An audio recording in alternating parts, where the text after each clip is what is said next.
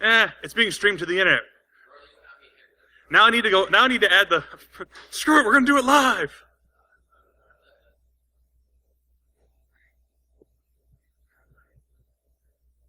I'll let him close the door so I don't disturb everyone in the hallway. Never. Except today. Hello, everybody. Did you have a good lunch? Yes? Yeah. Okay. Is everybody having a good time so far? All right, that's good. How many people in this room were actually at the first DerbyCon? Oh, wow. Most of you. Good. So that's why you're here. You haven't seen me speak before. My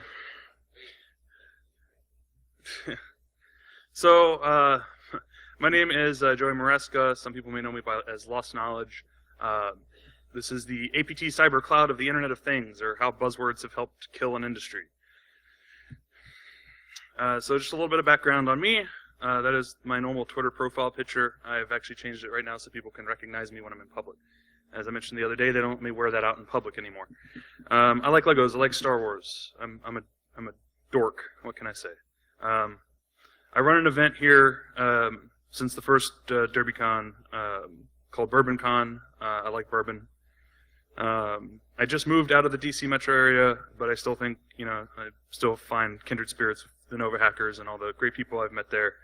And I put my employer on here because, for once, actually, I'm not ashamed of my employer. And I'm not just saying that because my boss walked in the room.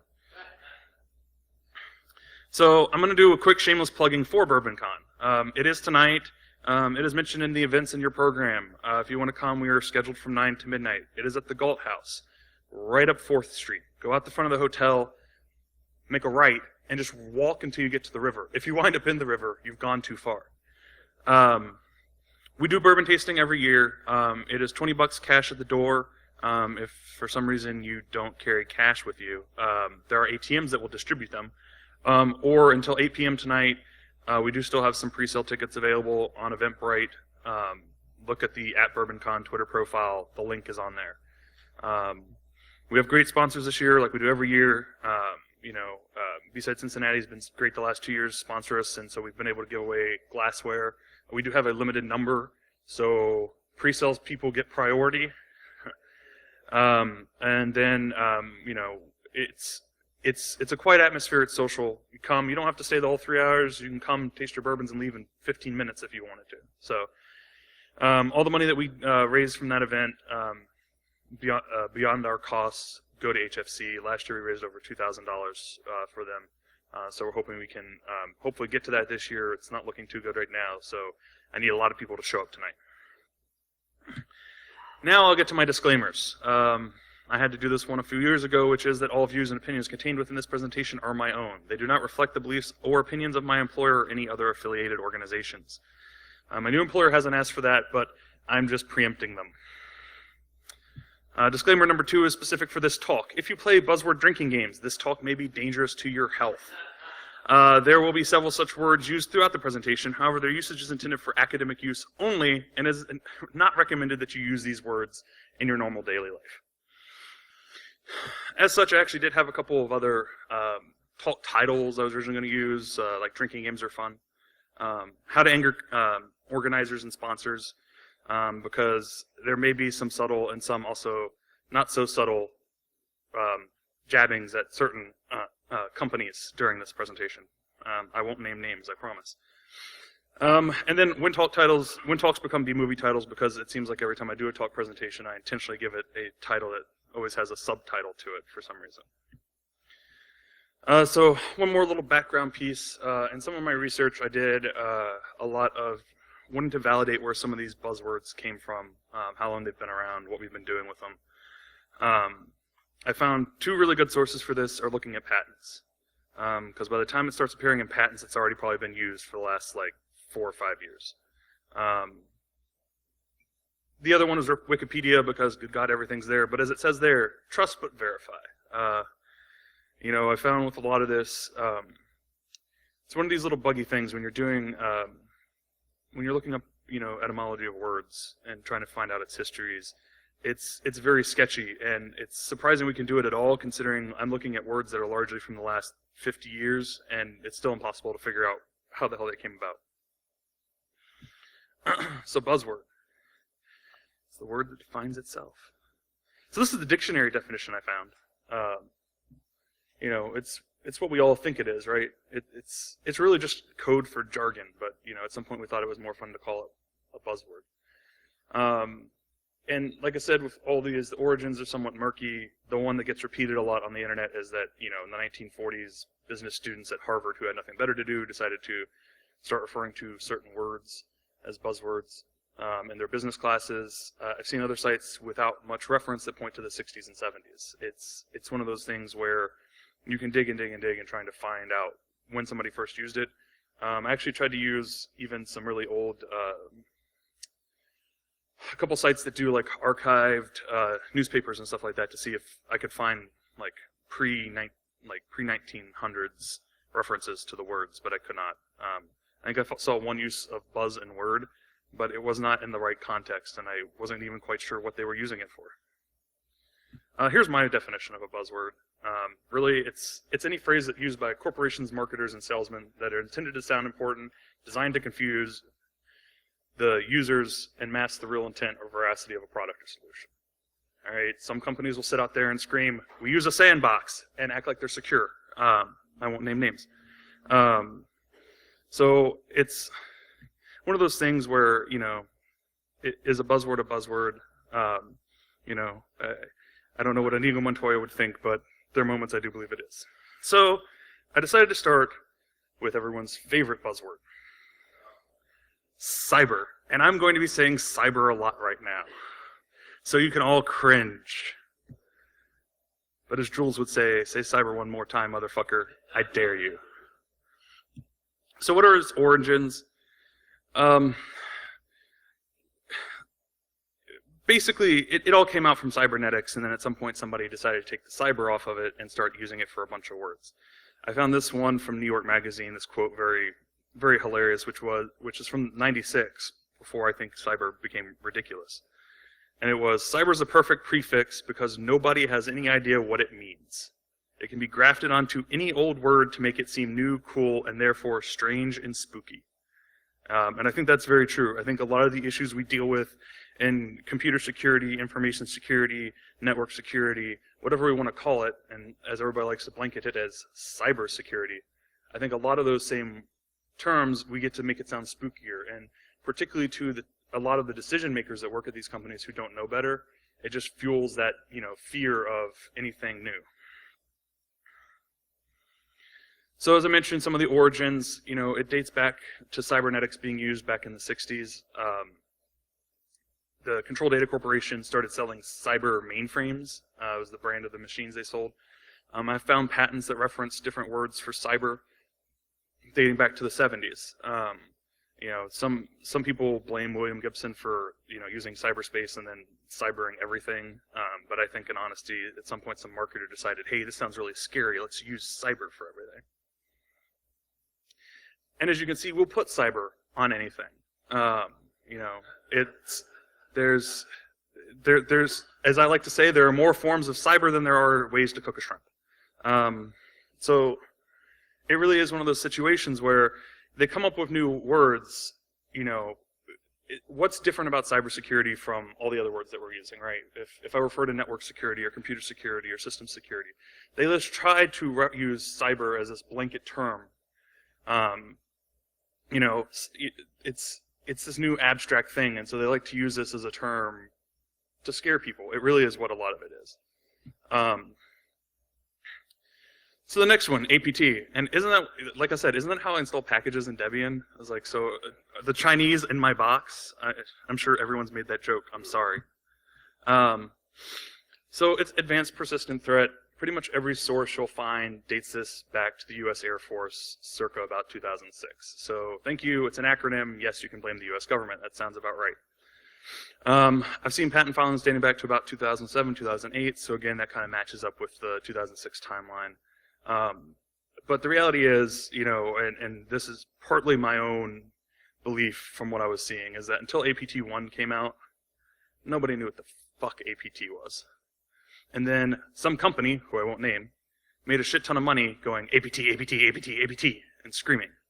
And so that company and several others, have basically tried to tell us this is what APT looks like.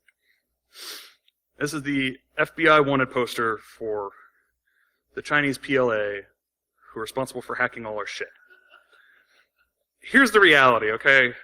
More times than not, you're going to have an advanced persistent threat that looks more like this. You know, the reality is, I think the internet in particular and our news corporations have done a really great job of convincing us that advanced persistent threat means that they're sophisticated. This is sophisticated. This is not. And that's the problem, is that we use the same term for both. And so companies, who I won't name, can sell products for lots of money and convince government agencies that that their products are secure and that they'll protect them from these things. But the reality is, they might protect them from this, but they will not protect them from this. I think we've seen that. And some of those companies' same practices and their security of their own security products recently just made me smile. It's a new marketing term. I went and Googled advanced persistent threat, and I had half a page of ads from like everybody from, hey, look, that's FireEye right on top, and then Cisco, and and then companies start coming up that I don't know. I'm like, Jesus, will anybody sell me anything APT? And the answer is yes. So if APT, yes, there is. But if APT drives me nuts, there's one word that drives me bonkier and bonkier. And it's got nothing to do, it's very peripheral to security, and it's the cloud. Yes, the groan. So, like I said, it's renaming the internet, right? I mean, cloud computing. So the reality is we've been referring to networks in some way, shape, or form as clouds going back to the ARPANET days. You go look at some of those hand-drawn pictures, and hey, here's this mysterious network. It looks like a cloud. We've been doing that for a long time.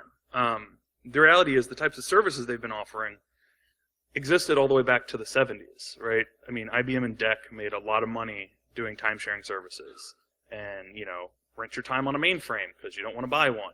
Sounds a hell of a lot like, I don't want to build a server farm, I'll rent time from Amazon. Like, nobody reinvented the wheel when cloud computing came out. They just took a 40-year-old idea and called it something new and different. Now it's grown a lot since then, because it's not just hosted computing time anymore, right? I mean, there's hosted infrastructure, there's hosted services, there's hosted applications. We can host everything now. But I think the important thing to remember is there is no cloud. It's just somebody else's computer. I still love that sticker. I need to get one for my computer. Because and the reality is you're relying on somebody else for security at that point. And so this is one of those things that drives me nuts. People say, oh, well, we're more secure because we're in the cloud. I was like, so you're trusting that Amazon or Google or Microsoft or whoever services you're paying for are far more secure than what you could host internally.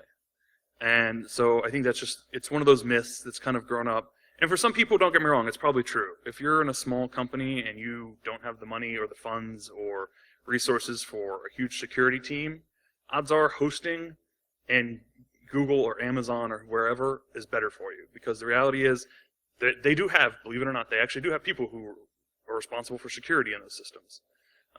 But like Amazon says, it's a shared responsibility model, right? They're only responsible for their shit and not for what you put up in the cloud. So if you can't secure your servers, it doesn't matter if they're in the cloud or if they're in your site. The security's still going to suck, and nothing's going to change that. The other side to it is, what does your cloud actually look like? Does it look like a nice, clean data center that's managed, secured, and locked down, or does it look like some guy who's got motherboards sitting on top of computer cases sitting in his bedroom closet?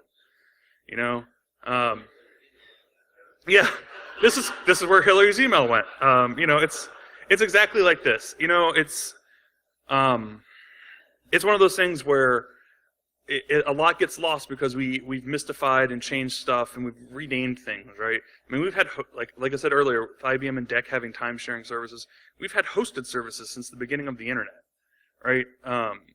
So it's always been something that's available. It's just now we've given it a new name and we've tried to sell it as something new and different, but it's really the same old thing with the same old problems. But by renaming it, here's a great example. So look at Blackwater. Huge scandal, all their issues. What do they wind up doing? They rename themselves, and everybody forgets what the hell they did. It's the same, corporations do this all the time with themselves. So then somebody realized, well, why don't we just rename our products and rename our services, and the things that people used to hate because they didn't control them, they'll now love because they don't control them. So a lot of it is all about how well you can sell yourself. The internet everywhere. And like I say, wasn't the internet always full of things? I hate the word things. I think that's the part about the Internet of Things that drives me battier than anything.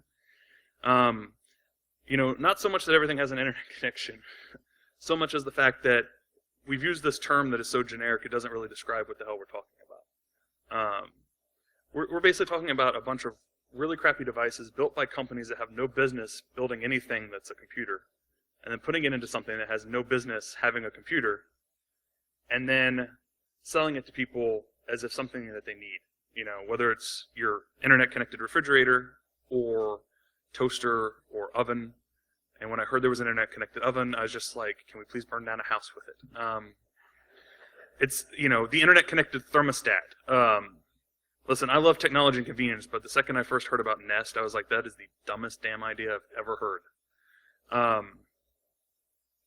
So the reality is there's little or no concern for security with this, right? I mean, these companies, their whole intent and their whole vision is, well, we're providing convenience to people and making stuff easier.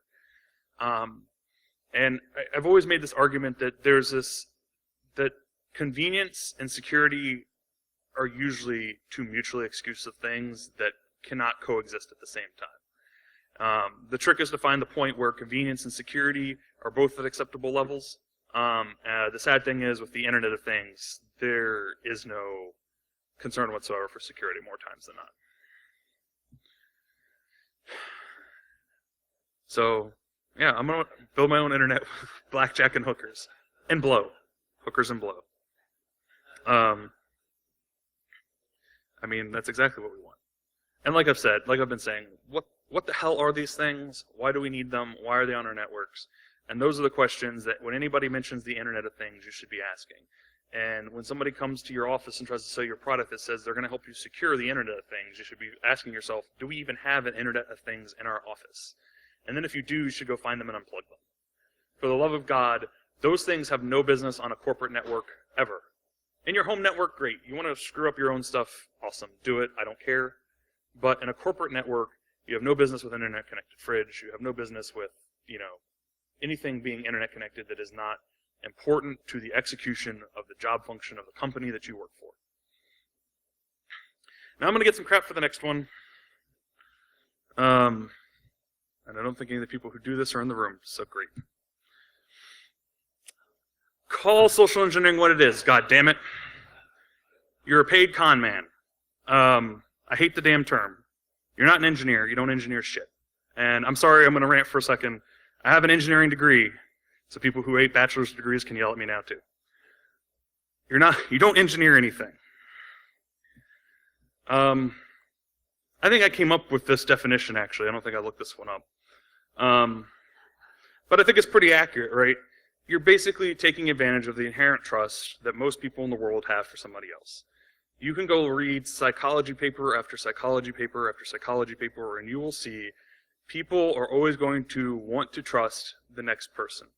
And what's worse is, when you put yourself in situations where you show them you have some commonality, they're going to trust you even more.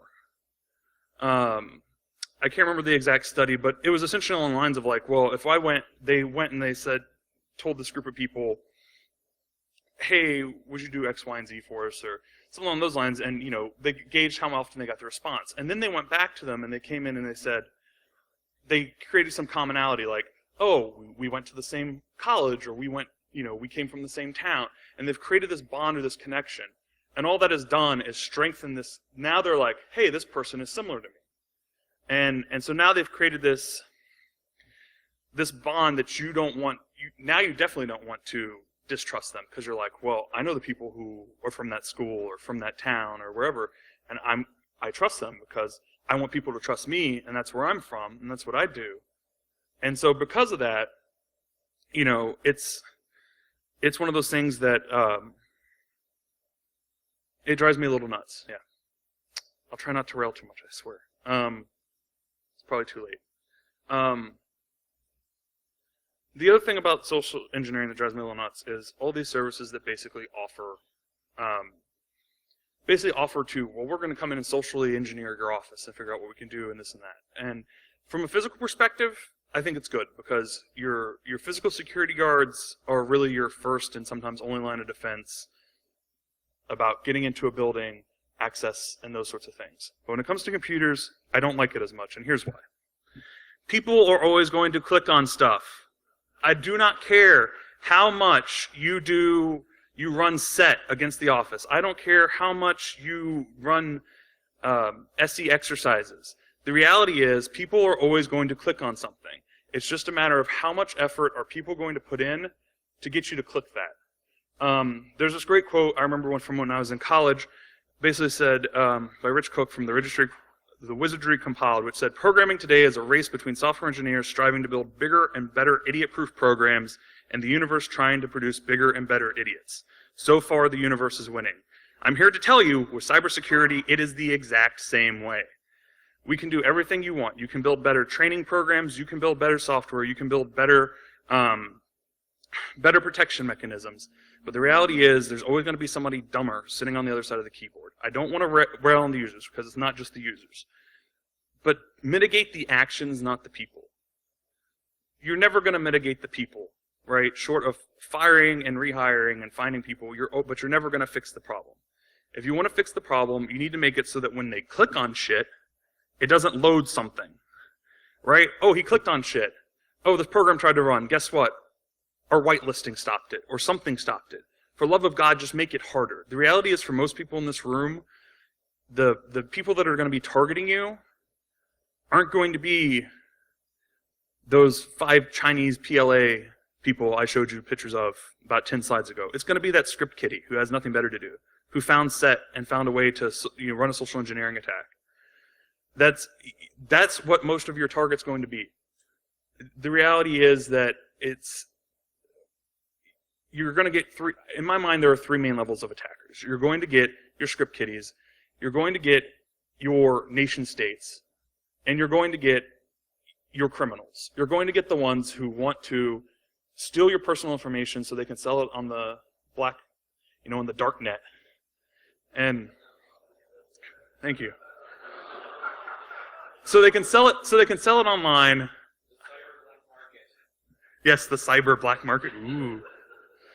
So you're going to get people, those are your 3 levels. And let me tell you, the first two of those, they just want quick and easy. They want to find the lowest hanging fruit, attack those networks, get that information so they can turn around, and the script kiddie can go into 4chan and be like, look at what I did! Or the guy who's still in the PII can go in and he can go and turn around and sell it for, a couple $1,000s. They don't want to spend days or weeks or months trying to get extra information. They just want the quick score so they can get their money or get their notoriety. The ones you need to worry about are the more organized ones who actually have an intent. Because those are the ones who are going to spend the time to find a way to get your people to click shit. They're going to find a way to do stuff. And ultimately, you know what SE training does? It helps, it teaches your people to avoid the Nigerian prince, but that's really it. Ultimately, if you're going to get to a point where somebody's going to be able to build enough trust with at least one user to get them to click on something. If you want to worry about SE training, worry about it at your administrator levels, because those are the people that when they get popped, they now have creds for the entire network. If you're smart and your users don't have creds beyond their local systems and no real permissions outside of that, then they can pop them all day. You're going to get reports from your logs when they get popped, and you're going to go and say, okay, we're disconnecting you from the network, and we're going to re-explain to you why what you did was bad, and we're going to move on. So, why have buzzwords become the APT of our industry? Why can't we get rid of them? it's really the same reason that this exists, and I'm not going to get into a flame war about booth babes. But the reality is, they both exist because the decision maker is usually a bunch of old white guys who don't know crap about anything except making lots of money.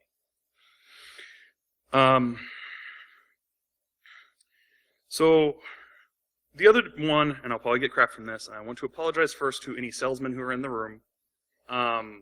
This doesn't apply to all of them. For nobody who has a musical background, you may not enjoy that as much as I do. Thank you. I was actually surprised nobody had created this as a meme for many great things about having trouble. I actually had to go create it. The reality is salesmen make their money on commission, right? Their job is to sell a product so that they can get more money at the end of the day. Now, some people, and I have met them. I have a good friend who is a sales engineer, and if his product can't do something, he will say it can't do it. And he doesn't try to sell people on stuff that the product that he supports can't do. And he sells something that he believes in, and I think that's an important thing from his perspective, right? But there are a lot of salespeople who, at the end of the day, want to be the highest earner in their office, who want to make the most money. They're basically used car salesmen who have gone from selling used cars to selling, cyber, yes. Because cyber makes more money and makes it faster, right? I can go sell a $15,000 beater, or I can go sell, make a $10 million sale to the US government or to some large corporation and, make more money than I would selling, a dozen cars. It's one of those things where they'll do things. They'll make outrageous claims. They'll try to convince you have a problem that you may not have. I will say this too. It's not always their fault. A lot of these large companies have training programs where when you become a salesman, you go off to salesman boot camp, and they teach you everything they want you to know about selling this product. And those things, some of the things they tell you that stuff can do, it may not be lies, but it's probably borderline, right? And ultimately what happens is when you get that kind of slick salesman, that con man in your office, this is what happens. The executives just say, shut up and take my money. The reality is money makes the world go round, right? Companies want to make a lot of money. Other companies want to save lots of money. So the people selling you the products, they want to make all their money. You want to keep all your money, so you don't want to spend as much money, so you'll buy crappier products. And the reality is, snappy languages, buzzwords and booth babes are a heck of a lot cheaper than spending time to innovate. I mean, that's the reality of the situation. It's going to cost me tens of thousands, if not millions of dollars to pay a couple engineers to make something new and incredible and continue to drive and grow a product. But if I can sell people on something, I can make a lot more money. And it's cheaper for me to pay a couple of girls to stand around my booth half naked for a weekend than it is for me to actually pay a couple engineers to do some real work. So I know this slide looks a little cut short, and actually I think I repeat stuff on the next one, so I'm just going to go over here. The reality is education's a lot of it too. You might have times where your management isn't as secure technically. They may have outdated, out of touch information, right? It's this old problem, right? And a lot of us in this room probably face it, which is, somebody comes to you and asks you, do you want to be a manager? And if you're technical and hands-on, our first inclination is usually to say, hell no. But the reality is, at some point somebody had to do that job, and maybe they have less time to be technical. And I've had plenty of managers who are technical. The important thing is to have, so long as management understands their shortcomings, it works out fine. It's when they don't, and they don't rely on their people, that stuff, becomes a problem.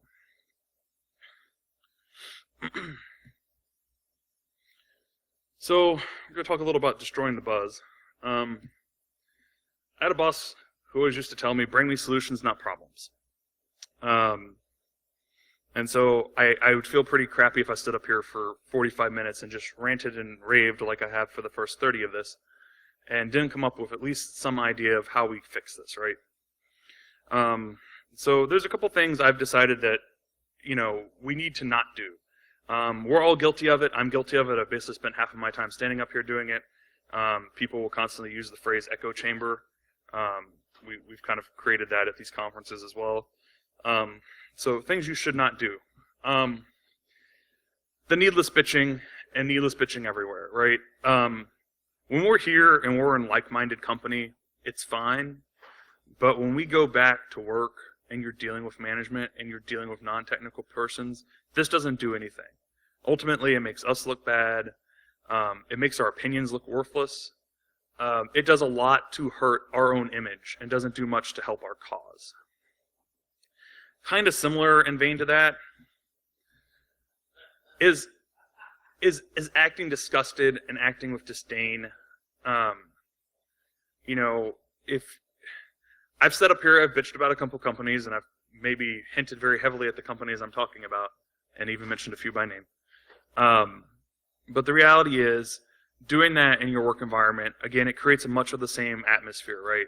If you're the person who's constantly bitching, who's constantly complaining, who seems to do nothing but attack and doesn't come in and offer support and offer solutions, you're just going to get dismissed. Maybe not at first, but over time it'll happen. I feared it happening to me at my last job, not in relation to technical work, but in relation to other matters. And I got to the point where I felt, I don't feel like anything's changing when I complain. Maybe I'm just being ignored at this point. And so if you start creating so much noise that nobody can identify when you have a legitimate complaint versus when, in my case, when it's just Joey being Joey and he won't shut up. If they can't differentiate that and you don't create an environment where that can be differentiated, then you're going to get to a point where nobody's going to take you seriously and nobody's going to listen to what you have to say. The other one is sneak attacking. I had to get cats in. It's talking about other people in your office, talking about, that stupid management of ours, all those idiots making the decisions who are pissing away money on, vacations to Hawaii or some Caribbean island or wherever the hell, and bitching about that sort of stuff about your company, bitching about the products that you're looking at, or about I had a horrible interaction with their support guy one time, or their sales guy did this, or their sales guy did that. If you're going to do stuff like that, it's important to have information to back up what you're saying. Just ad hominem attacks is not going to help you. You need to be able to provide actual information as to why you think something is a bad idea, or why a product isn't good, or why you don't need to spend the money that you need to spend. And so it's very important that the less we sound like we do when we're here, and we bitch, and cyber, cloud, those audible groans. That's great here. It's fine. Get it out. Come to as many cons as you can and do that. If you have to go to 3 or 4 a year so that you don't do it at your office, great. The second you start doing it at your office all the time, you start to lose any sort of credibility, and we just look like a bunch of complaining idiots who just want to, yell about everybody else in the office, but we're not the problem, right? It's that thing where if you start to think everybody's crazy except you, maybe you're the one who's crazy. That's what they're going to start thinking is, well, you guys must be nuts because you keep telling us we're all the crazy people. So what should you do? The first thing is to educate, right? Help enable your management to make smarter decisions. Make sure that they know what you need. Make sure that they know what's going on. If you see some news article or something mentioned on Twitter that impacts your business, make sure your management sees it. Make sure your management, not saying send them everything about every new 0 day that just got thrown out there, but if you see some big life-changing thing that might change the way your company does business or change the way that you're doing stuff, work with your management and make sure they understand the issues and then work with them to help solve whatever those issues are. Nurture the relationships with your managers, with your technical resources, with other companies. You know, you need to have good relationships with those. If you have technical resources in the company, if you know people who are engineers or developers or testing at, you know, a company that you guys are going to be acquiring a product, keep those relationships fresh, right? You know, it's one of those things where if you have people that you can reach out to, then you can help influence what it is you're working on, right? And then help others find out what's behind the buzzword, right? If your manager keeps saying you have a cyber problem, don't scoff, don't laugh, don't go drink. That's fine here. But find out what the heck they're actually talking about. Do we have a system security problem? Is there something on our workstations that's bad? Do we have a network security problem? Do we need to put more IDSs in? Do we need to have better log management? What is the actual problem? Because just yelling cyber, it's about as bad as, you know, going into a room and yelling fire. It causes about as much panic. So define those real issues and help them define those real issues. If they say, well, somebody came in and tried to tell me, you know, we need to get this product because blah, blah, blah, blah, blah. Take those points that that company tried to come in and say that you needed, and then work backwards with them. Try to find out, well, is this actually a problem for us? You know? And then if it is, if you need to do things, make sure that you work with them. And that kind of takes us to the next one, which is engaging in the process. And this goes to any managers in the room too. Make sure you have your most technical people, or at least one technical person with you, if there's an issue that you're afraid you don't know all the information for, to engage in the acquisition of new technologies. The reality is you need people who can ask the tough questions, and then they can sense, and people who will have enough sense to know, is the salesman or is their sales engineer just bullshitting me about what it is their product can do, right? Your best technical people are going to be able to sniff out that BS. They're going to know when somebody's just selling you, you know, a bunch of vapor. Avoid the condescension and derision, right? I'm going to keep repeating this.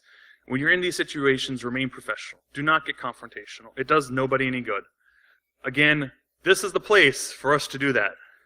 If we want to bitch and complain, go get a couple beers with your friends downstairs at the bar and talk about how much you hate product X because those bastards didn't do something properly, or they tried to sell you some BS and your network still got owned.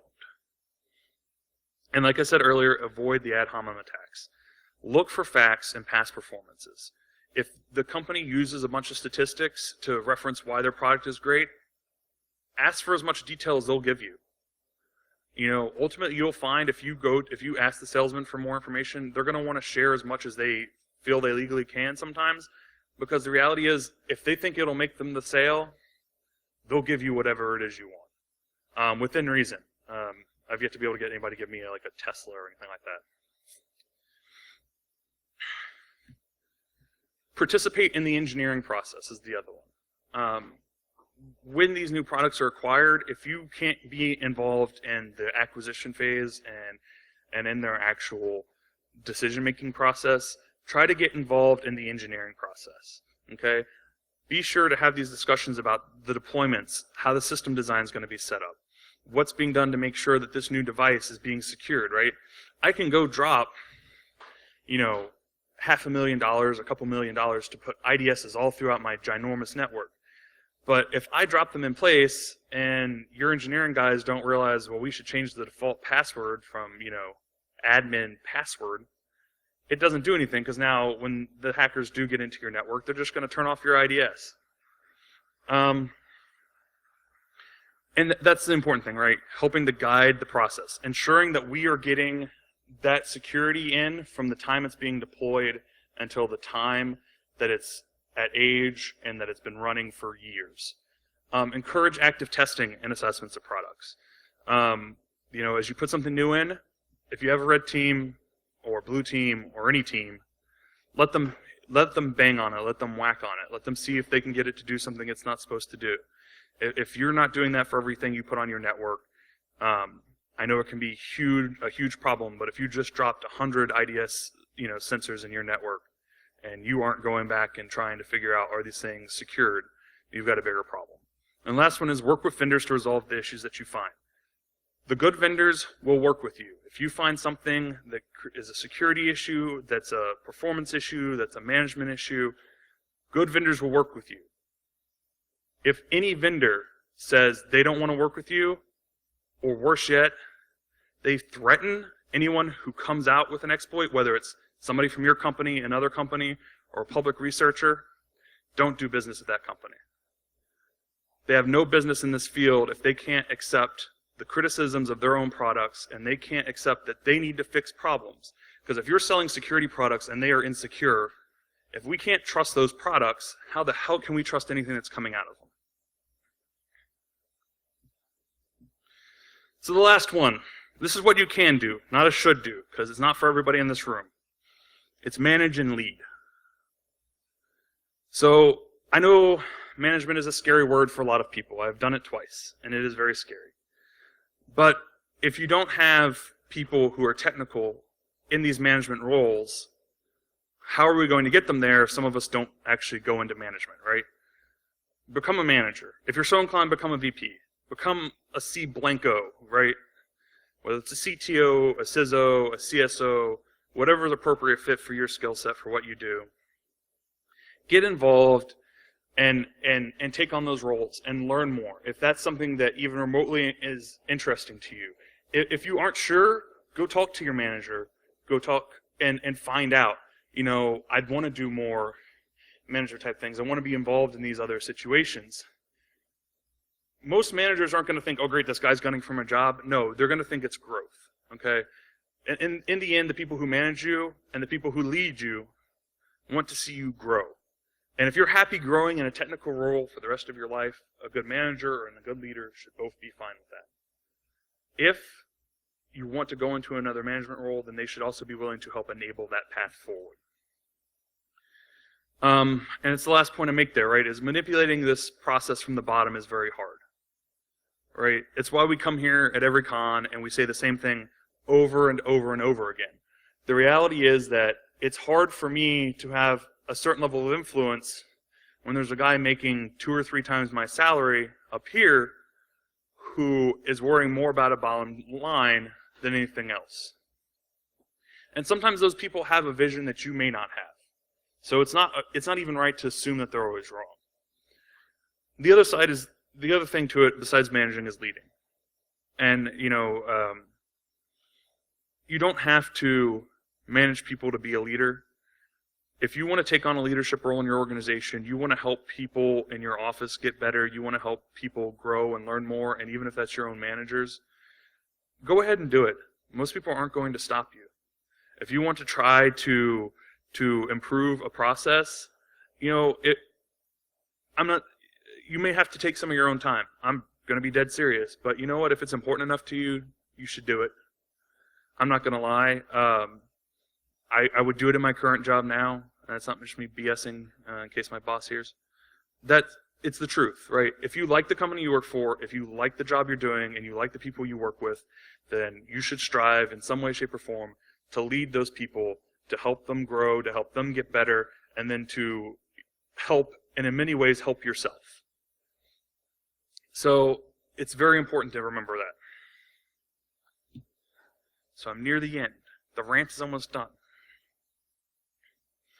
So to summarize, be part of the process.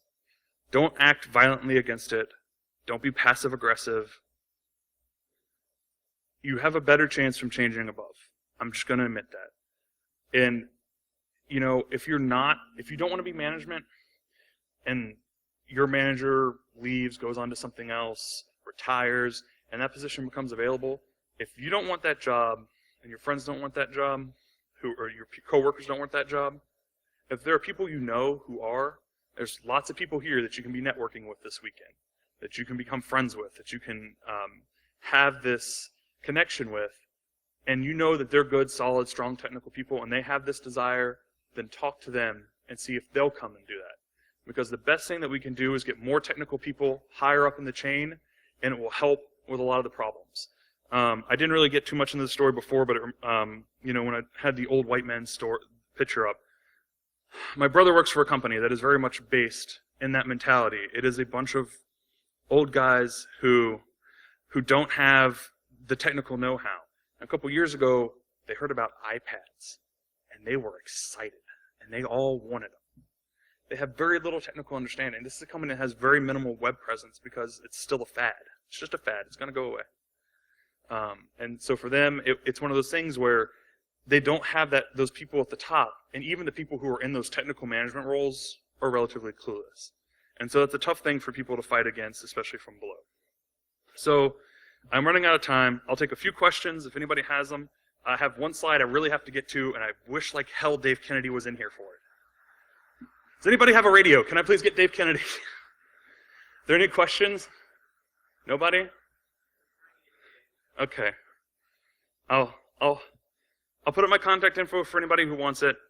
Feel free to reach out to me. So I've got 3 slides left. If I can get Dave. Please, Dave, come.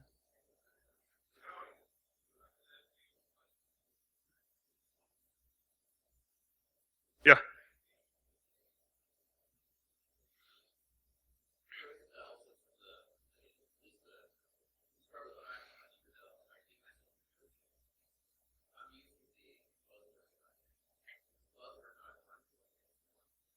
Yeah.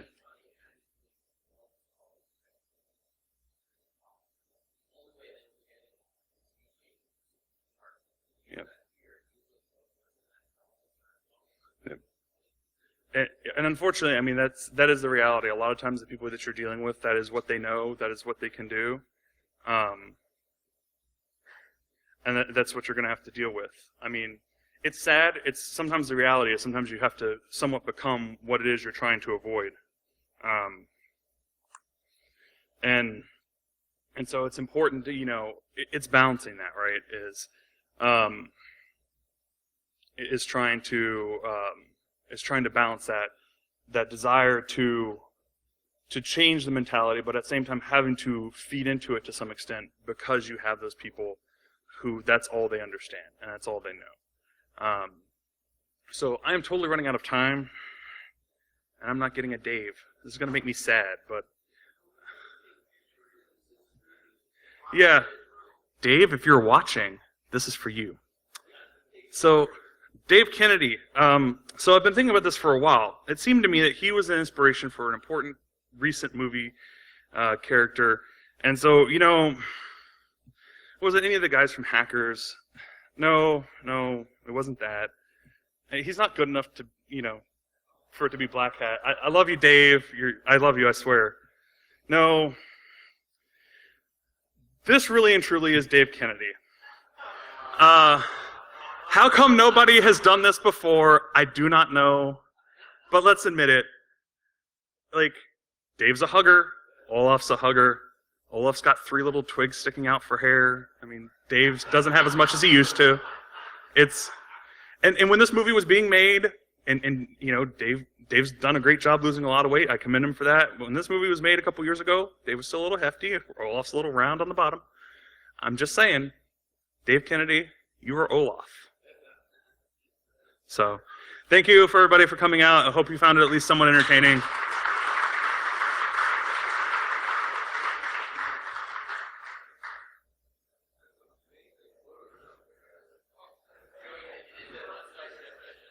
What? I was trying to avoid that one. Okay.